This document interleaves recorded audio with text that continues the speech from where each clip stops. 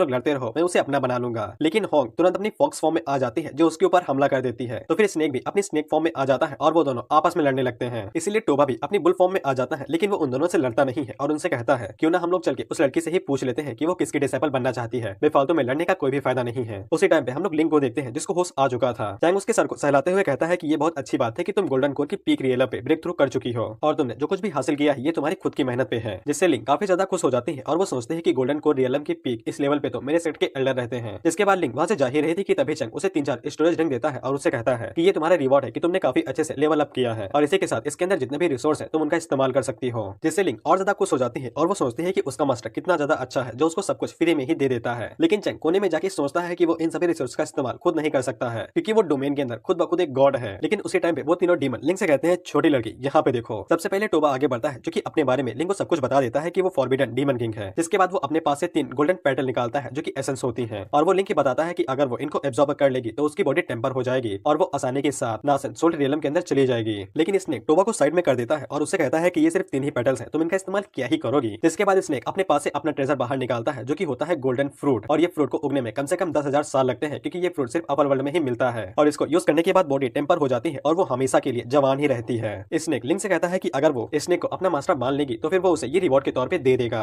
वहीं पे चैंग अपने मन के अंदर सोचता है कि इमोर्टल फ्रूट काफी ज्यादा कीमती होता है, शायद मुझे ये छीन लेना चाहिए। लिंक अपने मन के अंदर सोचती है कि अगर मैं इस इमोर्टल फ्रूट को खा लेती हूँ तो मैं हमेशा के लिए जवान रहूंगी। जिसके बाद वो इस बारे में सोचने लगती है क्या उसे स्नेक के ऑफर को एक्सेप्ट कर लेना चाहिए। लेकिन उसी टाइम पे होंग हंसते हुए कहती है कि स्नेक तुम्हारा रिवॉर्ड तो काफी अच्छा है, लेकिन अगर लिंक मुझे अपनी डिसाइपर के तौर पे एक्सेप्ट करती है तो फिर वो मुझे फॉलो करेगी जिससे वो हमारे सबसे फेमस एशियन फॉक्स क्लैन को ज्वाइन कर सकती है, जिसके साथ वो वहाँ पे ट्रेनिंग करेगी और उसके पास ये मौका रहेगा कि वो आगे जाके एक इमोर्टल भी बन सकती है। जिससे वो दोनों काफी ज्यादा हैरान हो जाते हैं और सोचते हैं कि होंग के गिफ्ट के सामने हमारे गिफ्ट की तो कोई भी औकात नहीं है। लेकिन लिंक आगे से उन तीनों को ही मना कर देती है जिससे वो तीनों हैरान हो जाते हैं। जिसके बाद लिंक अपनी नाक ऊंची करके उन तीनों को बताती है कि उसके पास पहले से ही एक मास्टर है और अगर वो अपने इस मास्टर को फॉलो करती है तब उसके लिए इमोर्टल बनना चुटकियों का खेल है। होंग लिंक से पूछती है तो फिर तुम्हारा मास्टर कौन है, जिसपे चैंग आगे से कहता है अपन है रे। लेकिन होंग उससे कहती है कि तुम्हारे पास कोई कल्टीवेशन भी नहीं है और तुम एक नॉर्मल से इंसान हो और तुम्हारी हिम्मत कैसे हुई कि कोई गोल्डन कोर पीक का बंदा तुम्हें अपना मास्टर मान सके। वहीं पे स्नेक होंग से कहता है कि ये बस एक चींटी है, इसे मार देते हैं जिसके बाद हम लोग बाद में डिसाइड कर लेंगे कि वो लड़की किसको अपना मास्टर मानती है। उसी टाइम पे टोबा अपनी पावर्स को रिलीज करते हुए कहता है कि अगर तुम उसके मास्टर हो तो फिर क्या तुम मुझे दिखा सकते हो कि तुम्हारे पास कितनी स्ट्रेंथ है। तो फिर चैंग आगे से कहता है कि अगर ऐसी बात है तो फिर आ जाओ देखते हैं कि डीमंस के अंदर कितना दम होता है। जिसके बाद टोबा अपनी एनर्जी को निकालते हुए चैंग के ऊपर एक जोरदार हमला कर देता है और उसे कहता है कि मेरी एक उंगली तुम्हें पाउडर में बदल देगी।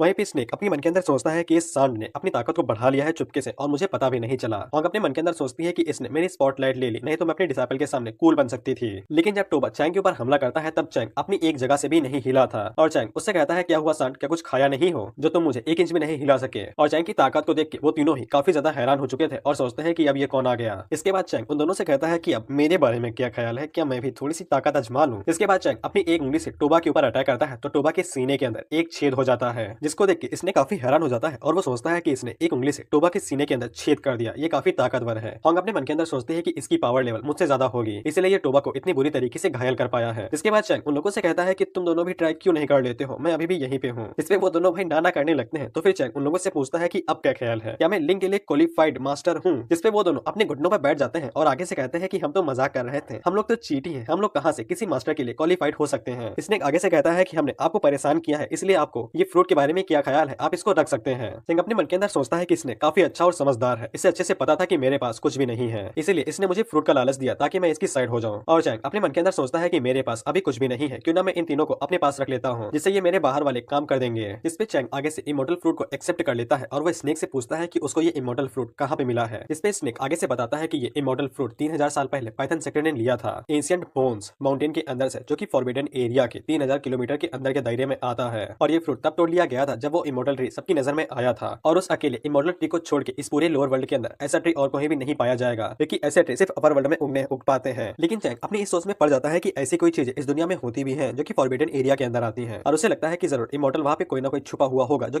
कि फॉरबिडन एरिया के अंदर रह रहा है। वहीं पे स्नेक अपने मन के अंदर सोचता है कि चैंग ने इमोर्टल फ्रूट को ले लिया है और उसने साथ ही में अपने सेट के बारे में भी बता दिया है जो कि काफी बड़ा सेट है, इसीलिए चैंग उसको जरूर बख्श देगा। जिसके बाद चैंग सबसे पहले लिंक के पास जाता है और उससे कहता है कि तुम इस फ्रूट को खा लो, लेकिन इसका जो बीज होगा वो तुम मुझे दे देना। जिसके बाद लिंक चैंग को शुक्रिया कहती है और उस फ्रूट को खा जाती है। चैंग अपने मन के अंदर सोचता है कि ये तो बिल्कुल मेटावर्स की तरह हो रहा है कि ये फ्रूट सिर्फ अपर वर्ल्ड में उगेगा, लेकिन इसकी पावर कुछ ज्यादा ही है, ये नॉर्मल बॉडी को इमोर्टल बॉडी में बदल भी सकता है। जिसके बाद लिंक उस फ्रूट को खा लेती है और उसका जो कोर था वो चैंग को वापस कर देती है। चैंग अपने मन के अंदर सोचता है कि इस फ्रूट को जरूर नैरो डोमेन के अंदर उग जाना चाहिए, जिसके बाद वो उस कोर को जमीन के अंदर डाल देता है। स्नेक आगे से कहता है मास्टर वो जो फ्रूट है ना वो सिर्फ अपर वर्ल्ड में उगता है क्योंकि उसके लिए वातावरण काफी ज्यादा जरूरी होता है। बीज को बोने से फल नहीं उगेगा और न ही पेड़ बाहर आएगा। होंग अपने मन के अंदर सोचती है कि उसने उसे बोया भी नहीं है, बस ऊपर से ही डाल दिया है। लेकिन उसी टाइम वहाँ पे रोशनी चमकती है और वो तीनों काफी ज्यादा हैरान हो जाते हैं कि पेड़ एक सेकंड में उग भी गया, उसके ऊपर कली भी आ गई और साथ ही में फल भी आ गया। इसके बाद चैंग उन तीनों से कहता है कि तुमने मुझे ये फ्रूट तो दिया है, लेकिन जो क्राइम तुम लोगों ने किया था ये उसकी भरपाई नहीं कर पाएगा। इसलिए क्या तुम तीनों मुझे बता सकते हो कि मुझे तुम्हारे साथ क्या करना चाहिए? जिससे वो तीनों फिर से डर जाते हैं और रोने गाने लगते हैं और चैंग से कहते हैं कि हमें बख्श दो, हम यहाँ से भाग जाएंगे, फिर लौट के कभी भी नहीं आएंगे, या फिर उन्हें जीने का बस एक और मौका दे दिया जाए। चैंग उन लोगों से कहता है कि अगर ऐसी बात है तो फिर मैं तुम लोगों को एक चांस देता हूँ, तुम लोग मुझे अपने आप को सबमिट कर दो या फिर यहीं पे मारे जाओ। और वो अपने मन के अंदर सोचता है कि मेरी एक्टिंग इतनी भी बुरी नहीं है, शायद से ये लोग मान जाएंगे। लेकिन वो तीनों इतना ज्यादा डर चुके थे कि वो तुरंत अपना सर नीचे झुका लेते हैं और चैंग को अपना मास्टर मानने के लिए राजी हो जाते हैं। चैंग उन लोगों से कहता है कि ये बहुत अच्छी बात है कि तुम लोग मुझे फ्यूचर में मास्टर कहने वाले हो, इसलिए मैं तुम लोगों को बुरी तरीके से ट्रीट नहीं करूंगा बल्कि गिफ्ट में दूंगा। इसके बाद चैंग अपनी पावर्स का इस्तेमाल करता है और वो उन तीनों की क्वालिफिकेशन को बढ़ाने लगता है और उनकी कल्टीवेशन को बढ़ाना शुरू कर देता है। जिसके बाद वहाँ पे सुप्रीम थंडर फिर से आती है, जो कि चैंग को जैसे ही देखते हैं तो वो गुस्सा हो जाती है और कहती है कि साले तुमने मुझे फिर से बुला लिया, पिछली बार तुमने 1% का इस्तेमाल किया था मेरी पावर को एब्जॉर्ब करने के लिए, लेकिन इस बार तुम एक साथ 3 को इस्तेमाल करने वाले हो, ये बहुत क्रूअल है। लेकिन सुप्रीम थंडर सिर्फ साइड कैरेक्टर है, वो क्या ही कर सकती है, इसीलिए वो फिर से नीचे आती है और उन तीनों की क्वालिफिकेशन को बढ़ाने लगती है। लेकिन चैंग उन लोगों से कहता है कि अभी इतना डरो नहीं, अभी तो बिजली का तूफान आना बाकी है। इसके बाद वो अपनी ताकत को और बढ़ाता है, जिससे थंडर और ज्यादा बढ़ जाती है और वो टोबा की इंजरी को भी हील करना शुरू कर देती है। इसके बाद सुप्रीम थंडर वहां से जाते हुए कहती है कि साले अगली बार मैं तुझे मार दूंगी। इसके बाद वो तीनों चैंग को शुक्रिया कहते हैं उनकी क्वालिफिकेशन को बढ़ाने के लिए। चैंग उन लोगों से पूछता है कि जरा बताओ तो तुम लोगों ने कितना अपग्रेड किया है। स्नेक आगे से अपने पास से एक क्वालिफिकेशन स्टोन निकालता है और वो बताता है कि ये हमारे ग्रेड के हिसाब से रंग चेंज करता है। हमारे पास कल्टीवेशन में 9th ग्रेड होते हैं, इसलिए इस स्टोन के कलर के भी 9th ग्रेड है। Red, orange, green, blue, yellow, Indigo, purple, black and glow.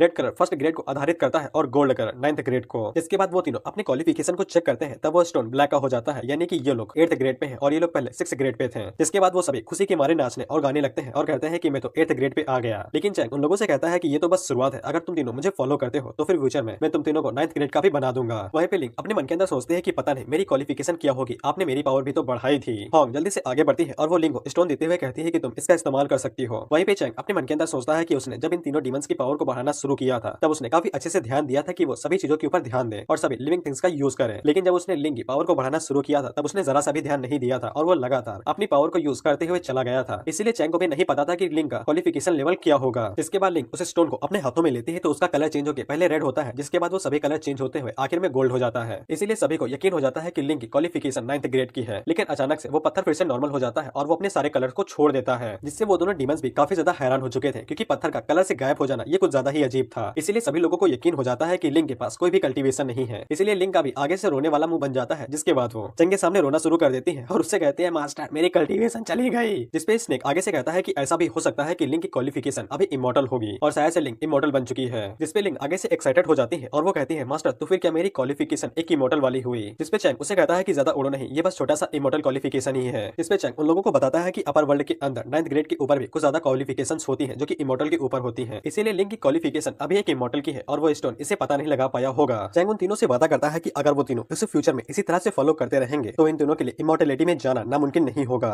वो तीनों भी अपने मन के अंदर यही सोचते हैं कि चैंग को बहुत ज्यादा नॉलेज है अपर वर्ल्ड के बारे में, इसीलिए चैंग जरूर अपर वर्ल्ड से ही आया होगा और वो तीनों उसे फॉलो करने के लिए मान जाते हैं। जिससे चैंग अपने मन के अंदर सोचता है कि मैं तो एक्टिंग करने में कुछ ज्यादा ही बादशाह हूँ, शाहरुख खान को हटा के मुझे लग लेना चाहिए। उसी टाइम पे स्नेक उन लोगों से कहता है क्योंकि लिंक पहले ही एक इमॉर्टल बनने के लिए क्वालिफाइड हो चुकी है, इसलिए स्नेक यहाँ से जिनपा माउंटेन जाना चाहता है क्योंकि वहाँ पे ड्रैगन टर्की किंग रहता है और वो उसका इस्तेमाल लिंक को ऑफर करने के लिए करेगा। लेकिन उन दोनों को पता ही नहीं था कि असल में ड्रैगन टर्की किंग क्या होता है। जिसपे होंग उन दोनों को बताती है कि इमॉर्टल टर्की किंग असल में एक इमॉर्टल बेस्ट है जिसकी ब्लड लाइन किसी के अंदर है और उसका मीट काफी ज्यादा डिलीशियस होता है। इसलिए लिंक और मास्टर उसे खा लेंगे तो वो उनके लिए ज्यादा फायदेमंद रहेगा। इसकी बातें सुन के लिंक के मुंह के अंदर पानी आ जाता है और वो चैंग से पूछती है क्या मैं लेके आ जाऊं। जिसपे चैंग उसे कहता है हाँ तुम जाओ, तुम लाने में ज्यादा बेहतर रहोगी। उसी टाइम में हम लोग कियान और उसके 2-3 चमचों को देखते हैं जो कि लिंक के ऊपर नजर रखे हुए थे। हम लोग देखते हैं कि लिंक उन दोनों बिस्ट को पकड़ लेते हैं जो कि असल में मुर्गी थी और वो शॉट के ऊपर खड़े होकर पूरी स्पीड के साथ इमॉर्टल टेंपल की तरफ आगे बढ़ रही थी। उसी टाइम पे कियान और उसके 2-3 चमचे एक साथ लिंक के ऊपर हमला कर देते हैं और उससे कहते हैं और लिंक को चारों तरफ से घेर लेते हैं और उससे कहते हैं कि अगर तुम इमॉर्टल ट्रेजर हमारे हवाले कर देती हो तो फिर हम तुम्हारी बॉडी को बिना कुछ करे यहाँ से जाने देंगे। लिंक को एक ही झटके में पता चल जाता है कि जितने भी कल्टीवेटर्स यहाँ पे आए हुए हैं वो सभी सोल नासन रियलम पे हैं। इसके बाद लिंक कियान से कहती है कि कियान भूल चुका है कि वो कैसे डर के मारे यहाँ से भाग चुका था और उसके अंदर अभी भी इतनी हिम्मत बची हुई है कि वो दोबारा यहाँ पे चला आया है। और लिंक अपने मन के अंदर सोचती है कि वो अभी के लिए इन सभी के साथ एक साथ फाइट नहीं कर सकती है, इसलिए उसको तुरंत यहाँ से भागना होगा, नहीं तो वो मारी भी जा सकती है। लेकिन कियान आगे से अपने वेपन को बाहर निकालता है और वो लिंक के ऊपर हमला करके कहता है कि तुम्हें मारने के बाद मैं तुम्हें स्लेव बना लूंगा, जिसके बाद शॉट के साथ मैं तुम्हारे मास्टर को भी उसको एक घोस्ट स्लेव बना लूंगा। लेकिन तभी हम लोग देखते हैं कि वो शॉट गुस्से में आ जाती है, जिसके बाद वो आगे बढ़ती है और वो लिंक को एक गोल्डन कोर में कवर कर लेती है। इससे कियान के अटैक का असर लिंक के ऊपर बिल्कुल भी नहीं होता है और वो सभी लोग हैरान हो जाते हैं कि कियान कुछ दिनों पहले फाउंडेशन बिल्डिंग के अंदर थी, लेकिन वो कुछ ही दिनों के अंदर गोल्डन कोर रियलम की पीक पे आ चुकी है। और उनके जो एल्डर थे वो आपस में बात करते हुए कहते हैं कि इसका टैलेंट कुछ ज्यादा ही भयानक है और इसने ऊपर से हमारे सेट के खिलाफ गर्ज रखा हुआ है। अगर ये फ्यूचर में और ज्यादा ताकतवर हो जाती है तो इससे हमारे सेट को ज्यादा खतरा होगा। इसीलिए वो दोनों कियान से कहते हैं कि जल्दी से उसे मार दो और शॉट को अपने हवाले कर लो। जिसके बाद कियान अपनी पावर को रिलीज करता है और वो लिंक के ऊपर पूरी ताकत से अटैक करने को आगे बढ़ता है। लेकिन इमॉर्टल शॉट जल्दी से आगे बढ़ती है और वो कियान के अटैक को ब्लॉक कर लेती है। जिसके बाद कियान मौका देख के तुरंत वहां से भाग जाती है और सोचती है कि उसे तुरंत यहाँ से भागना पड़ेगा। लेकिन कियान इस बात से काफी ज्यादा हैरान हो चुका था कि लिंक ने उसके फुल पावरफुल अटैक को इतनी आसानी के साथ ब्लॉक कर लिया, जिसके बाद वो उसका पीछा करने लगता है। लेकिन इधर हम लोग देखते हैं कि वो तीनों मस्त बैठ के गेम खेल रहे थे, जहाँ पे वो तीनों तो लगातार हारते हुए जा रहे थे, लेकिन चैंग बार बार जीतता जा रहा था और वो खुद को कूल समझ रहा था। उसी टाइम पे चैंग उन लोगों से पूछता है कि लिंक को आने में और कितना देर लगेगा, उसे तो अब तक आ जाना चाहिए था। जिस पे होंग आगे से कहती है कि वो बस आती ही होगी, माउंटेन ज्यादा दूर नहीं है। लेकिन अचानक से उसे महसूस होता है कि लिंक की जो ब्रेथ है वो धीरे धीरे करके कम होने लगी है। चैंग आगे से कहता है कि मुझे लिंक की इतनी चिंता क्यों हो रही है, वो पहले ही गोल्डन पीक रियलम पे आ चुकी है। जब तक उसका सामना किसी नासेंट सोल रियलम वाले बंदे से नहीं हो जाता है तब तक उसे कुछ भी नहीं होगा। लेकिन उसी टाइम पे वो तीनों अपने मन के अंदर सोच रहे थे क्या उन्हें बता देना चाहिए कि लिंक की जो ब्रेथ है वो धीरे धीरे करके कम होने लगी है, शायद से वो खतरे में है। लेकिन होंग अपने मन के अंदर सोचते हैं कि शायद से मास्टर इस बात की उम्मीद कर रहे हैं कि लिंक उन सभी चीजों को खुद ही संभाल लेगी। उसी टाइम पे हम लोग लिंक को देखते हैं जो कि भागते हुए टेंपल के पास ही आ चुकी थी और वो थोड़ा सा खुश हो जाती है। लेकिन उसी टाइम पे हम लोग देखते हैं कि कोई लिंक के ऊपर एक जोरदार पाम अटैक करता है, जिससे लिंक काफी ज्यादा घायल हो जाती है और वो नीचे गिर जाती है। हमें पता चलता है कि लिंक के ऊपर अटैक करने वाली असल में एक लीडर थी, जो कि घोस्ट बन सेक्ट की एक सुप्रीम एल्डर थी और वो बताती है कि लिंक उसके पाम के नीचे है, भले ही वो मरी ना हो लेकिन वो ज्यादा देर तक जिंदा नहीं रहेगी। इसके बाद वो कियान से कहते हैं कि वो जल्दी से जाकर ट्रेजर को ले ले और उसकी सोल को वापस ले जाए उसे एक घोस्ट स्लेव बनाने के लिए। लेकिन उसी टाइम पे हम लोग शॉट को देखते हैं जो कि तुरंत वहां से भागने की कोशिश करने लगती है, लेकिन वो लड़की जल्दी से आगे बढ़ती है और वो शॉट को पकड़ लेती है और उसे भी शॉट की भयानक ताकत महसूस होती है और वो सोचती है कि लिंक ने अभी तक इसे कैसे रोक रखा था। उसी टाइम पे हम लोग कियान को देखते हैं जो कि लिंक के पास जाता है और वो उससे कहता है कि अब तुम मर सकती हो। इसके बाद वो लिंक के ऊपर हमला करता है और हम लोग देखते हैं कि किसी का खून उठता है, लेकिन हमें बाद में पता चलता है कि वो खून असल में कियान का ही था। दरअसल वहाँ पे वो तीनों डीमन आ चुके थे और हाँ कियान के ऊपर हमला करते हुए कहती है कि तुम्हें किसने हिम्मत दी है कि तुम मास्टर की डिसाइपल के ऊपर हमला कर सकते हो। टोबा अपनी पावर को रिलीज करते हुए कहता है कि तुमने मास्टर की शिष्य को हाथ लगाया है, अब मास्टर तुम्हारी जान ले लेंगे। उसी टाइम पे वहाँ पे स्नेक भी आ जाता है जो कि कियान से कहता है कि ऐसा लगता है कि तुम ज्यादा जीना नहीं चाहते हो। उसी टाइम पे लिंक को होश आ जाता है जो कि होंग से पूछती है क्या मास्टर ने उसे यहाँ पे आने के लिए कहा था, जिसपे होंग बताती है कि हाँ मास्टर ने ही कहा था और उसी ने ऑर्डर दिए थे।